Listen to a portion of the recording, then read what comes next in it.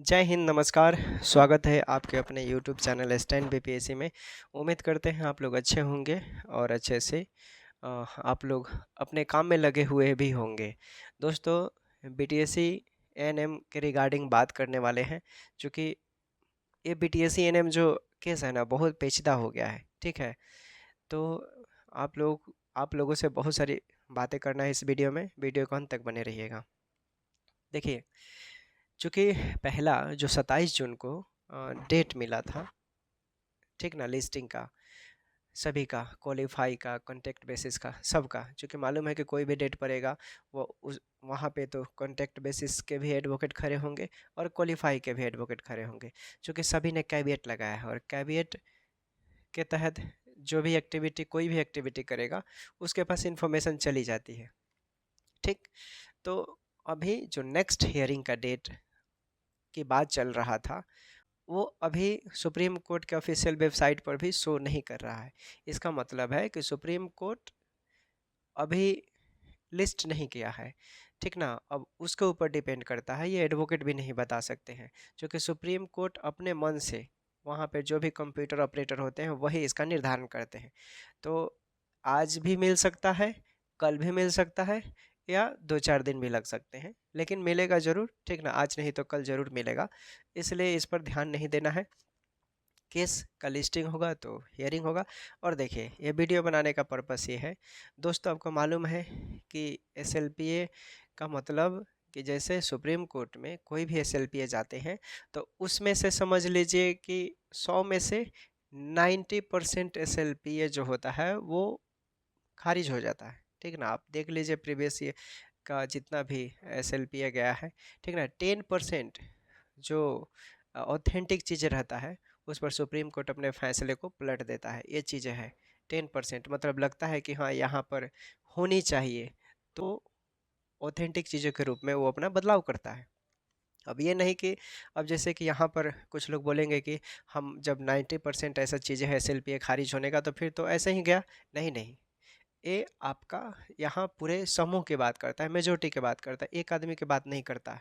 ठीक ना, जो 90% केस खारिज हुआ है वो किसी किसी का पर्सनल था, 5-10 किसी का खानदानी प्रॉब्लम, किसी का ज़मीनी विवाद, ऐसे वो सब चीज़ों में एसएलपीए लेकर वो लोग सुप्रीम कोर्ट गया, वो सब चीज़ें खारिज कर दिया सुप्रीम कोर्ट। ठीक ना, वो नहीं एक्सेप्ट किया। लेकिन पहले यहाँ पर आप लोग को समझना होगा कि आपका जो भी केस है, ठीक, सुप्रीम कोर्ट में चल रहा है, लिस्ट होता है, तो लिस्ट होने के बाद पहला जो हियरिंग होगा वो फाइनल हियरिंग नहीं होगा। बातों को समझिए, पहला हियरिंग फाइनल हियरिंग नहीं होगा। उस दिन आपका केस ये मालूम चल जाएगा कि आपका केस का प्रोसेस क्या है, एक्सेप्ट होगा, डी एक्सेप्ट होगा, क्या होगा, उस दिन मालूम चल जाएगा। अगर एक्सेप्ट होगा तो कितने महीने तक ये केस चलने वाला है, उसके अकॉर्डिंग होगा। जब तक आप लोगों का केस लिस्ट नहीं होता है, तब तक आप कोई एक्टिविटी नहीं कर सकते हैं। और अभी हम भी ये वीडियो के माध्यम से आज खुलकर बोल देना चाह रहे हैं कि देखिए, जब तक आपका पहला हियरिंग नहीं होता है, तब तक आप लोग जो जहाँ हैं वहीं रहिए भाई। ठीक है ना, कहीं अपना कदम स्टेप ना बढ़ाएं। खुलकर नहीं बोल रहे, इशारे इशारे में बातों को समझ सकते हैं। यानी कोई एक्टिविटी ना करे, कोई भी एक्टिविटी, जहाँ है वहीं रहे। हाँ, ये बात 100% सत्य है। सॉरी, ये 100% फैक्ट है कि जितने भी क्वालिफाई लोग हैं वो सभी लोग एक साथ हैं, और एक साथ मिलकर वो लोग अपना कदम आगे बढ़ा रहे हैं। क्योंकि क्वालिफाई वालों की तरफ से 3 केस हुआ है। ठीक, 3 केस नहीं, एक और केस हो गया, एसएलपी ये दर्ज हो गया। ठीक है ना, जेबा शायद कुछ नाम था उनके नाम से, रिस्पोंडेंट वही अर्चना कुमारी है, तो 4 हो गया। ठीक, लेकिन जो हुआ है इसको भी उसी के साथ कनेक्ट किया जाएगा, मुझे लग रहा है। ठीक, क्योंकि जो केस है, बाकी 3 केस थे, तो 2 केस को तो कनेक्ट किया गया है, ये भी हो ही जाएगा। इसलिए हेयरिंग का जो डेट होगा, हमको लग रहा है कि इसको मिलाकर ही अनुरूप कर दिया जाएगा, उसी का अनुरूप। इसलिए थोड़ा और समय लग सकता है।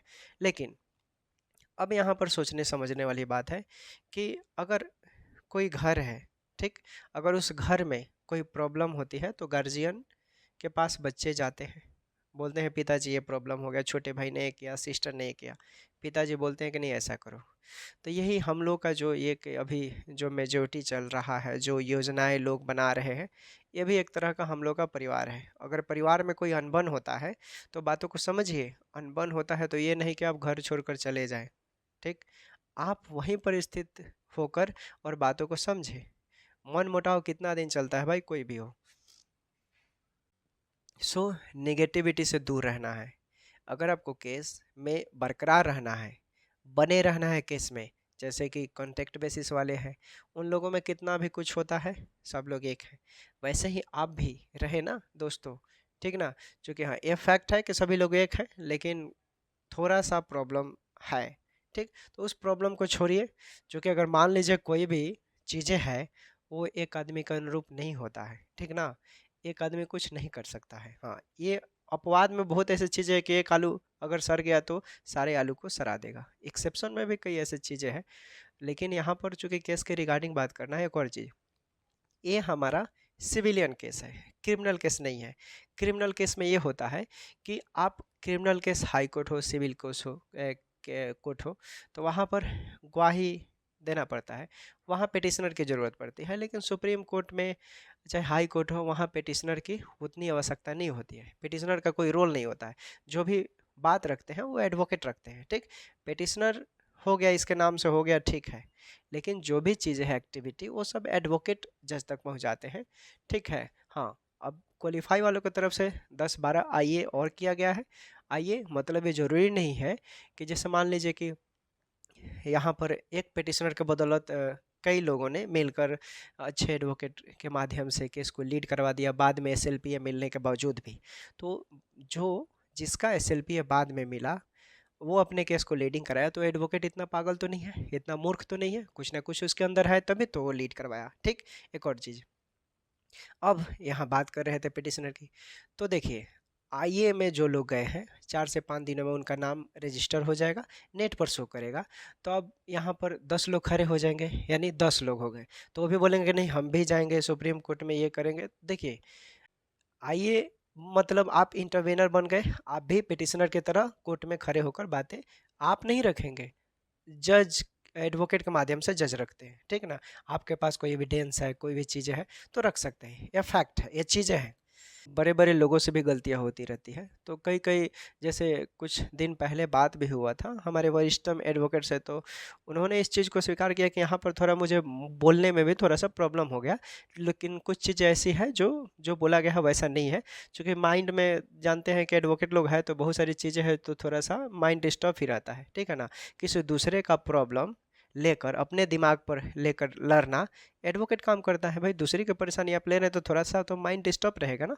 ये सब चीज़ें हैं, बाकी जो लोग भी हैं उनसे कोई प्रॉब्लम नहीं है। केस है, ठीक है ना, क्रिमिनल केस नहीं है, बार बार बोल रहे हैं, ये सिविलियन केस है। सिविलियन केस में डिपेंड ऑन मेन एडवोकेट, ठीक। जो भी चीज़ें डिपेंड करता है वो एडवोकेट, ठीक है ना। अगर कोई भी ऐसा बोलता है कि इसके बदौलत ये नहीं होगा, नहीं, इसमें उनका कोई रोल नहीं है। आप अच्छे एडवोकेट जो भी जानते होंगे तो उनसे आप पूछ सकते हैं पिटिशनर का क्या ज़रूरत है, पिटिशनर का क्या रोल है। पिटिशनर है जो भी एक्टिविटी किया, साइन कर दिया, वहाँ तक सीमित है। जब लगता है कोई खास, हाँ आपको नहीं विश्वास है तो आप उस कंडीशन में जाकर थोड़ा सा आदमी सहानुभूति के लिए चले जाता है, बाकी वैसे कोई रोल नहीं है। आप केसों को देखिए, बहुत ऐसे केस हैं। अलक पांडे थे, अलक पांडे जो नीट एमबीबीएस का लड़ रहे थे दोस्तों, तो केस तो किसी और ने किया था, अपने स्टूडेंट से करवाए थे, ठीक। लेकिन वो गए थे क्या पिटिशनर को लेकर गए थे, नहीं ना। तो वो भी तो सिविलियन केस था, सिविलियन केस था ना अलक पांडे वाला, है बताइए। बीपीएससी टीचर बीएड वाला भी बात करें अभी जो, हाँ एक और इम्पोर्टेंट चीज़ बता दे, सुप्रीम कोर्ट ने 1 जुलाई को एक बहुत बड़ा अनाउंसमेंट किया है, मालूम है। हमारे देश में 3 कानून लागू हो गए और बहुत नेसेसरी है। इसमें से एक कानून ऐसे हैं जो मतलब लड़कियों के लिए इतना बेनिफिट है, इतना बेनिफिट है, चाहे वो लड़की हो, चाहे शादीशुदा महिलाएं हो, चाहे कोई भी हो, एनी पर्टिकुलर पर्सन। एक कानून लड़कियों के लिए रामबाण है। जैसे देखते होंगे समाज में, हमारे देश में, हमारे बिहार में, जिस ज़िले में आप रहते हैं वहाँ सुनने को मिलता है कि कोई लड़का किसी लड़की के साथ अफेयर में रहा और उसे छोड़ दिया, ऐसे घटनाएं मिलती हैं। सिर्फ ये कानून लड़कों के लिए बना है, ठीक है ना, लड़के इसमें दोषी होंगे। अब समझा देते हैं, समझिए। सुप्रीम कोर्ट ने 1 जुलाई से एक कानून, 3 कानून लागू करा है। 3 कानून को लागू करने के लिए मोहर लगा दिया, यानी 1 जुलाई से ये लागू हो चुके हैं कानून हमारे देश में। भारत देश का कोई भी राज्य हो, कोई भी जिला हो, भारत के अंतर्गत आता है, वहाँ तक ये मान्य होगा। क्या है कानून? अगर कोई लड़का किसी लड़की के साथ रिलेशनशिप में रहता है, ठीक, और मतलब जैसे आप लोग समझ रहे हैं वही रिलेशनशिप में रहते हैं और उसके अतिरिक्त भी आपके पास 4-5 और गर्लफ्रेंड है, ठीक ना, यानी प्रेम प्रसंग के मैटर वाला में बात कर रहे हैं। तो उसमें अगर एक से ज़्यादा आप प्रेमिकाओं को रखते हैं, सुप्रीम कोर्ट ने ये जजमेंट दिया है, मैंने लिख दिया है, 5 लाख रुपए तक का जुर्माना और 2 साल का सजा का प्रावधान कर दिया। ये ठीक है ना, ये मजाक नहीं है जो लोग आसानी आसानी में बोल देते हैं कि कर लेते हैं जो भी चीज़ें हैं। और एक और चीज़, और यहाँ पर एक और इम्पोर्टेंट सुप्रीम कोर्ट ने बोला है कि कोई भी लड़का, ठीक, किसी लड़की के साथ रिलेशनशिप, 2 जजमेंट दिया है इसमें, कोई भी लड़का किसी लड़की के साथ रिलेशनशिप में रहता है और झूठी वादे कर कर बोलता है कि हम तुमसे शादी करेंगे, तुमको धोखा नहीं देंगे, तुम्हारे साथ पूरा 7 जन्मों का कसमें खाता है, इस तरह की बात बोलता है वो, और फिर आपके साथ रिलेशनशिप में आकर संबंध वगैरह जो भी वो लोग एक्टिविटी करते हैं और उस कंडीशन में फिर बाद में वो पलट जाते हैं, तो उसके लिए भी सुप्रीम कोर्ट ने एक सूचना जारी कर दिया कि ऐसे कंडीशन में वैसे लड़के जो इस तरह का एक्टिविटी करते हैं उनके लिए 10 साल का सज़ा का प्रावधान है और 5 लाख रुपये का जुर्माना, ठीक। ये कानून सिर्फ लड़कों पर लागू होता है। तो यहाँ पर थोड़ा सा मुझे भी अटपटांग लगा कि भाई देखिए, जो गलत है वो ठीक है, मानते हैं कि लड़के ऐसा करते हैं तो उनके साथ ऐसा होना चाहिए, लेकिन अगर कोई लड़की, ठीक, वीमेन, गर्ल, यही एक्टिविटी अगर किसी लड़के के साथ करती है तो उसके लिए भी कानून, सुप्रीम कोर्ट का ये फैसला आनी चाहिए, क्योंकि कानून तो सभी के लिए है ना, भारत में रहने वाले प्रत्येक व्यक्ति हैं, सभी के लिए लागू होना चाहिए। लेकिन ये सुप्रीम कोर्ट के फैसले से थोड़ा सा यहाँ पर प्रॉब्लम है, जो लड़के हैं, ठीक है ना, कई अगर इस कंडीशन में लड़कियां भी तो होती है, ऐसा नहीं है कि सिर्फ लड़के ही धोखे देते हैं, लड़कियां भी धोखा देती है किसी किसी को। और मान लीजिए इस कंडीशन में लड़कियां धोखा देती है तो उन पर तो कोई कानून लागू नहीं हुआ, सिर्फ लड़कों पर ही कानून 1 जुलाई से लागू हो गया। तो ये सब चीज़ें जानना है, ठीक। और अधिकांशतः लड़के तो धोखा किसी को नहीं देते हैं, अधिकांशतः लड़कियां ही धोखे देती है, वो बेहतर की हमेशा तलाश में रहती है, ठीक। लेकिन सुप्रीम कोर्ट धरातल पर आकर थोड़ी ना देखता है दोस्तों, तो ये सब चीज़ें हैं, जजमेंट दे दिया सुप्रीम कोर्ट, ये जानना भी है, कई ऐसे कहीं कहीं घटनाएं घट जाती है। अभी हमारे ही ज़िले में देखिए, इतना बड़ा हादसा हुआ है, इतना बड़ा हादसा कि आप कल्पना नहीं कर सकते हैं, वो भी डॉक्टर अभिलाषा कुमारी का प्रेम प्रसंग वाला matter, social media, news, YouTube channel जो भी है वहाँ पर देखिए, आपको मालूम चल जाएगा क्या किस तरह का भी हुआ है। और अभी वो पेशेंट जो है वो पटना में ही भर्ती है, कितना बड़ा हादसा हुआ है प्रेम प्रसंग वाला। तो ये सब भी चीज़ें हैं दोस्तों। उसी तरह आप लोगों से बोलना चाहेंगे कि प्लीज़, सुप्रीम कोर्ट है, सुप्रीम कोर्ट पे भरोसा रखिए, क्या होता है पहले केस आपका एक्सेप्ट हो जाने दीजिए, रेगुलर हो जाने दीजिए, केस आपका रेगुलर हो जाएगा, उसके अकॉर्डिंग आप लोग जाइए जहाँ भी जाना है। और इसमें एडवोकेट की खोजने की क्या ज़रूरत है, मार्केट थोड़े है दोस्तों कि गए बाजार लगा हुआ करेला का भाव, आलू का भाव, गोभी का भाव, प्याज का भाव पूछ ले।